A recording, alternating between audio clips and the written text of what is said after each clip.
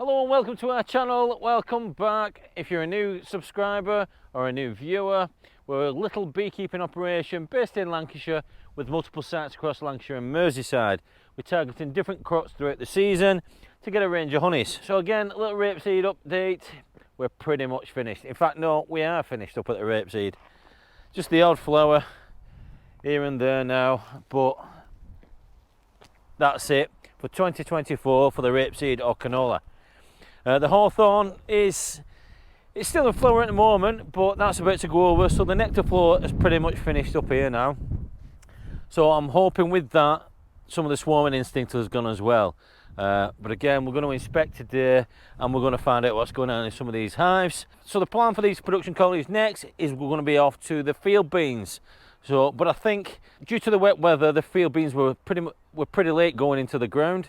So I think we'll have a month at least before they start to flower.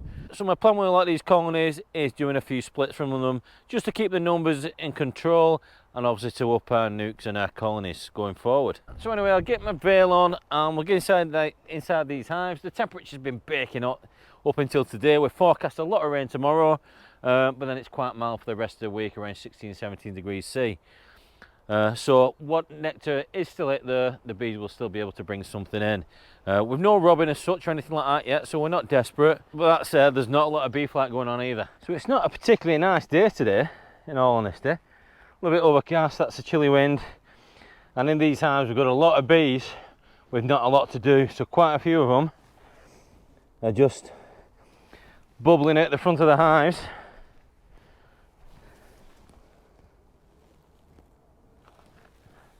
As there's no nectar for them to go and forage on. So they're pretty much redundant at the moment. So I've just opened up the nuke that had all the crazy comb on top from last week. And obviously it was dripping with nectar at the time. So I just placed it on the top, and as you can see, the comb is literally bone dry. So they've taken down every last bit of that nectar that was in that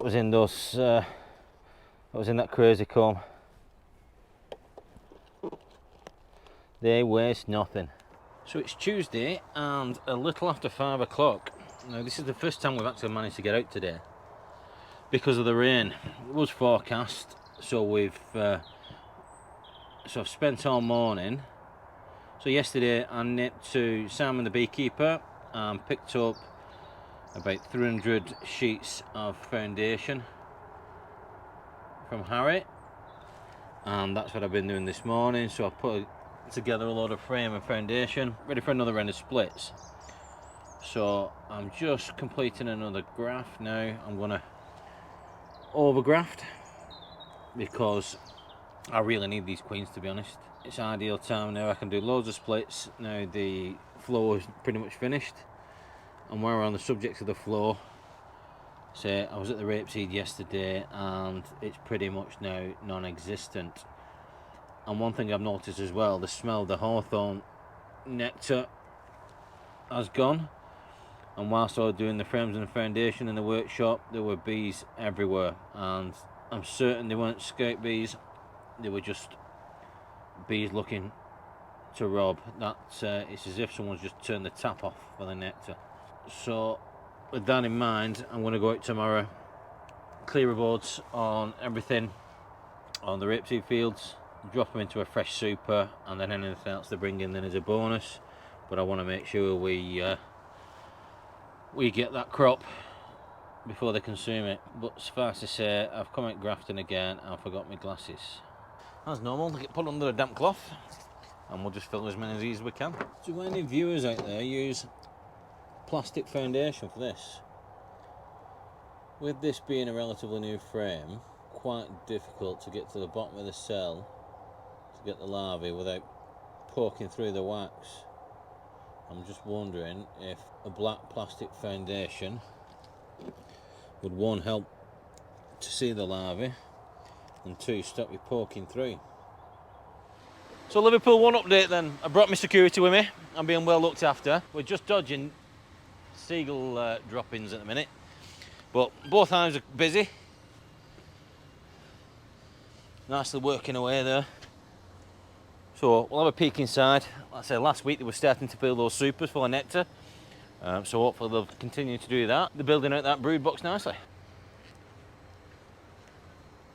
They're definitely over a few more frames in this super. They're filling those nicely, aren't they? No sign of a dearth up here.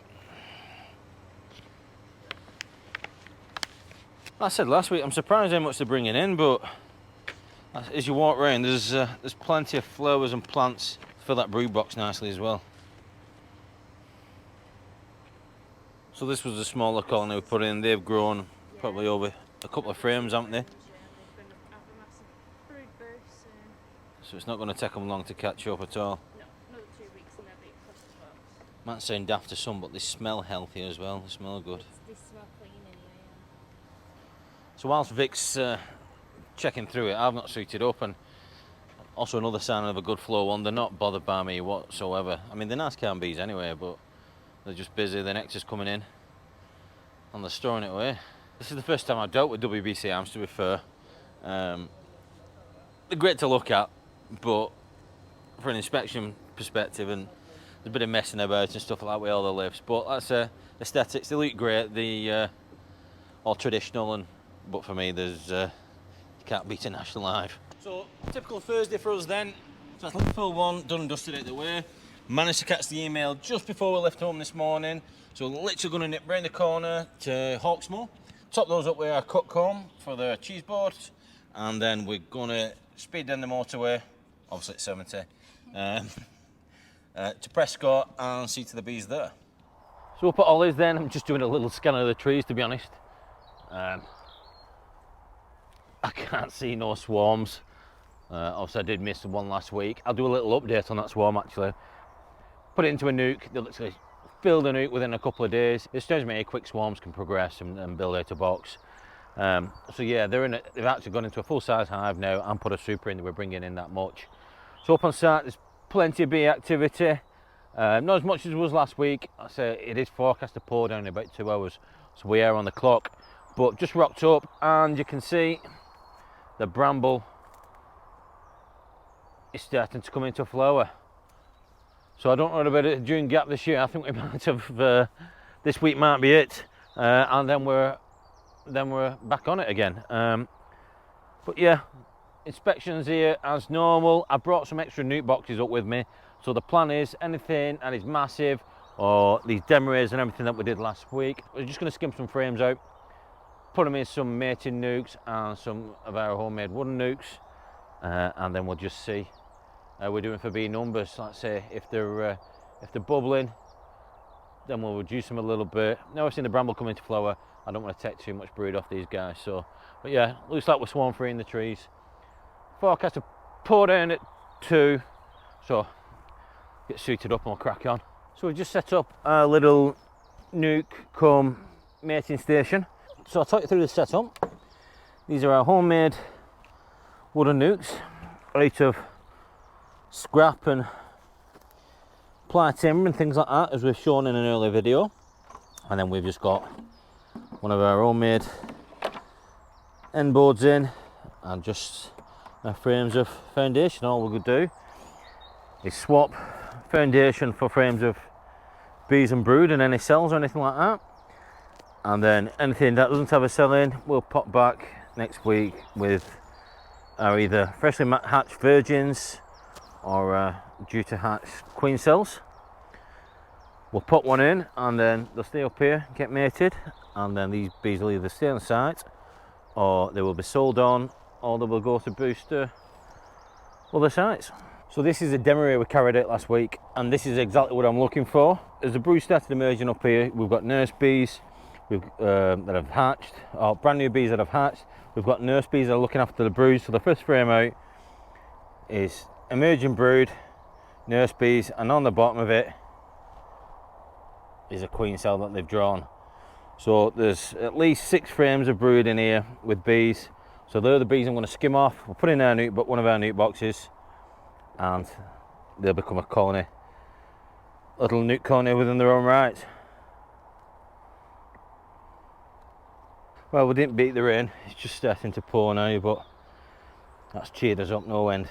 So that's a full super of spring honey, and they're just starting to pull the cappings down on it, but you can see it's absolutely chocker that.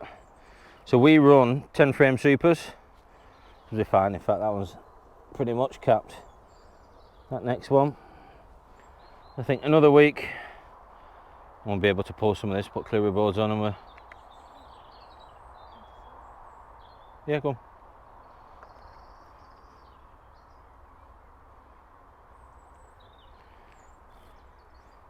Yeah, so pretty much capped.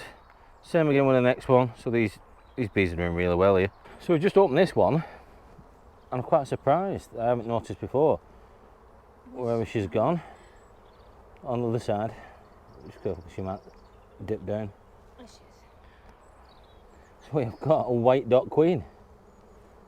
So what's that? 4 years old? So scores on the doors for this site then. Really good inspection again. No major dramas. The majority of stuff that we did demo rays on last week, obviously we're still full of brood up top, but they had drawn some queen cells, which is not uncommon. They usually do that. So we've utilised those queen cells and we've done all these splits here. So each of these has got either 3 to 4 frames of brood, obviously capped, a queen cell, and then anything else that was in the demo ray boxes has been shoved back downstairs. Loads and loads of brood in these. It is raining now, but the bees are still active. As I said, we've got all this bramble here. The hornthorn is still in flower, going around the field, but there's bramble and hawthorn for miles here now. So a lot of cap supers or nearly cap supers. I did contemplate putting some clearer boards on, but to be honest, I'd rather do it all in a wanna and just uncap the site, then I know exactly what's what when it comes to tubbing it up. Or in this case it might be in a barrel, but we'll see. So yeah, I've left some spare supers on site. The forecast next week still really good. Obviously if that's the case, then we'll have another high nectar flow and everything's how we want it to be. So these bees will stay on this site now throughout this season. There's field beans literally on the other side of this hedge that'll come up in about a month or so, and then they'll get after that they'll get a decent summer crop. So like I say, I've done those splits. These will stay up here, I think is my plan. Just increase the numbers on this site. I'd like to get between 40 and 60 hives on this site. I think there's room for it if we clear a little bit more, because it always yields really well. So back in the truck now, back on the M57, straight down the other end, and we're off to Hivetown. Arrived at Hivetown, and I don't know if you remember a couple of weeks ago when we brought them up here, I did mention that I forgot the queen excluders. I did hope that the queens will stay in the brood boxes and just fill the supers with honey. Unfortunately not. Those supers laid up with brood. I do know bees will always start at the top and work their way down, but I did hope. Anyway, we'll find these queens, push them back downstairs. I've brought the queen excluders now, and obviously when that brood hatches they will backfill it with nectar. Fingers crossed. So some of these are looking really strong. It's really good to see. Unfortunately we've got a complete dead out there. It looks like they've been robbed out, to be fair, so they must have been on the small side, and the one next door to it is laying worker, so obviously we need to do something about that. So queen excluders on them all now. The queens are obviously forced to lay in the brood boxes where we want them, and they should start backfilling any brood that comes out. Fingers crossed. At least this week it's a little bit cooler. Last week we were absolutely hammered with swarms, both in spur equipment, and as a rule I don't normally go out to swarms, but we got one, but we collected one that was literally around the corner from us in Crosby. So here's a little bit of footage from those from last week.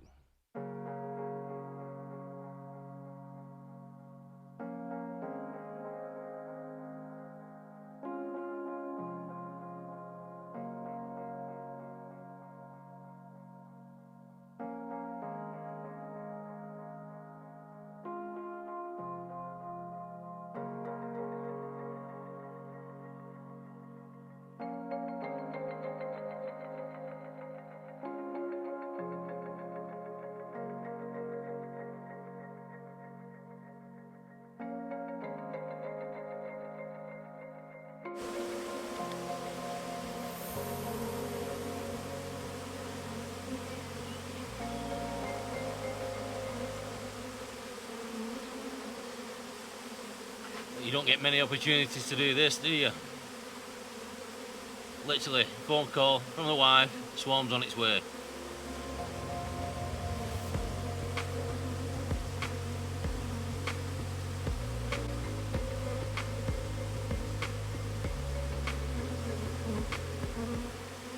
So these guys on the top have got the bums in the air, spreading a pheromone from the Nasanov gland, telling all these other guys in the air, this is where we're going.